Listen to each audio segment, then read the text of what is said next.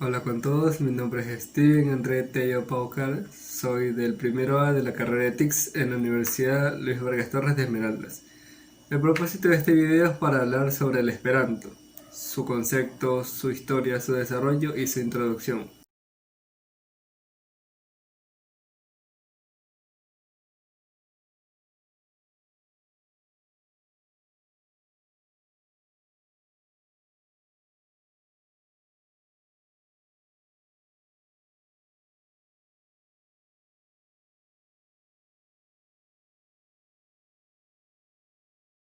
El Esperanto, en su origen, lingvo internacia o lengua internacional, es la lengua planificada internacional más difundida y hablada en el mundo.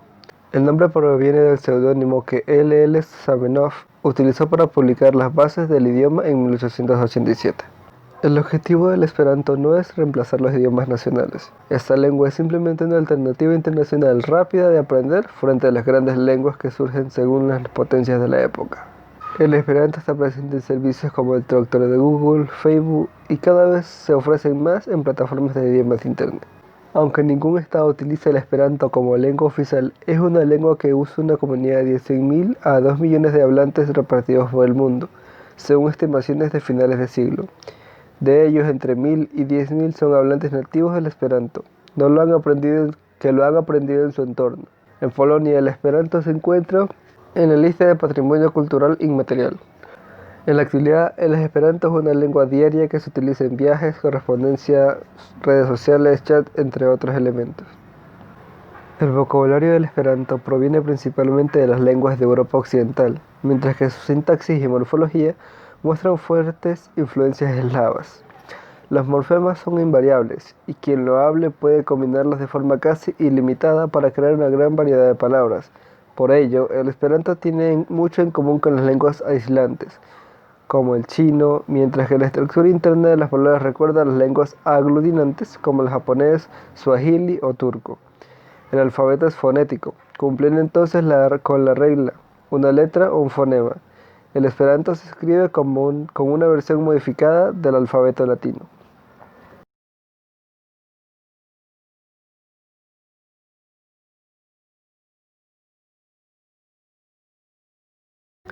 Introducción. El Esperanto es un idioma auxiliar internacional, una segunda lengua de comunicación después de la lengua nativa del hablante. La gramática del Esperanto se resume en 16 reglas gramaticales y el alfabeto es completamente fonético.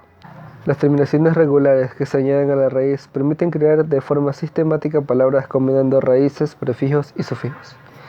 El carácter aglutinante y aislante del Esperanto implica que partiendo de un número relativamente pequeño de morfemas, se puede expresar todos los conceptos posibles y se acelera el aprendizaje del léxico. Este tipo de características de flexibilidad, sencillez y claridad están detrás de la teoría del valor propedéutico del Esperanto. Por esta razón, algunos políglotas y profesores que hablan esta lengua señalan el Esperanto como la mejor segunda lengua para conseguir mejores resultados en las siguientes y lo utilizan en programas escolares o en sus recomendaciones. Debido a los periodos históricos favorables a ideas de paz y acercamiento de pueblos, y gracias a sus características, el Esperanto experimentó en sus comienzos una difusión relativamente elevada, conociéndose como el latín de los obreros. Sin embargo, las épocas de guerras mundiales, dictaduras totalitarias y represiones políticas frenaron su expansión. Resulta complicado estimar el número de hablantes de Esperanto en la actualidad, por tratarse de una lengua segunda y sin nación. Desde finales del siglo pasado, la estimación más generalizada es de 2 millones de hablantes en todo el mundo.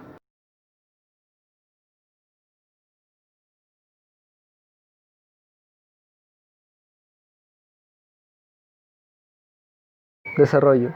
El Esperanto fue desarrollado a finales de la década de 1870 y a principios de la década de 1880 por el oftalmólogo polaco Dr. Louis Lazarus Zamenhof. Después de 10 años de trabajo, lapso que Zamenhof pasó traduciendo literatura al idioma, así como escribiendo prosa y versos originales, la primera gramática del Esperanto fue publicada en Varsovia, en julio de 1887. La cifra de hablantes creció rápidamente durante las décadas siguientes, en un principio en el Imperio Ruso y la Europa central y oriental, luego en la Europa occidental, América, China y Japón. En los primeros años del movimiento, los esperantistas solo mantenían contacto por correspondencia, hasta que se realizó el primer Congreso Universal de Esperanto en la ciudad francesa de Boulogne-sur-Mer en 1905. Desde entonces, los congresos mundiales se han organizado en los 5 continentes año tras año, excepto durante las 2 guerras mundiales.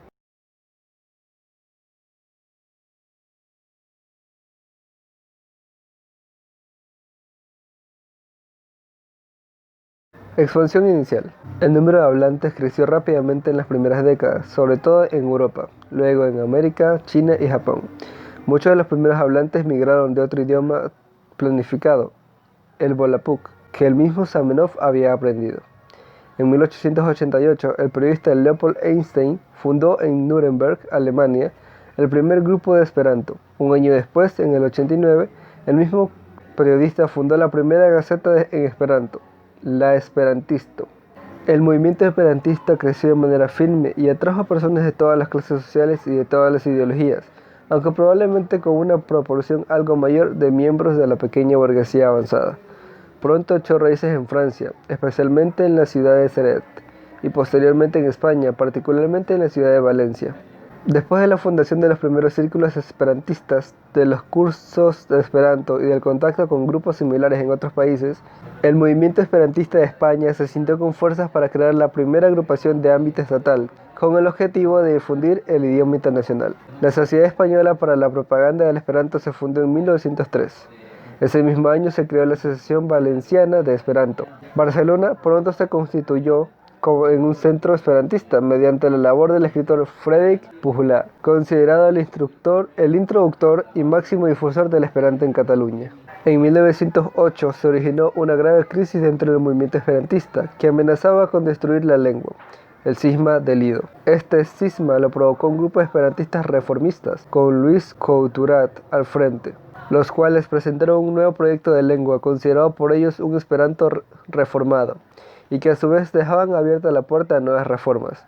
La presión que ejercieron los idistas, sin embargo, condujeron a Zamenhof a proponer varias reformas para el esperanto a los lectores de la Esperantisto, como eliminar los signos diacríticos, suprimir el acusativo, entre otras. En 1909 se celebró en Barcelona el quinto Congreso Universal de Esperanto, que supuso la llegada a esta ciudad, y en la ciudad de Valencia, donde también se llevaron a cabo algunas actividades, de varios miles de personas venidas de numerosos países, no solo europeos, y representó el impulso principal al movimiento esperantista.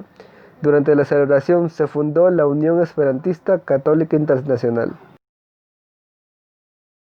Y bueno, eso ha sido todo en el video y espero que les haya servido o haya sido de su agrado.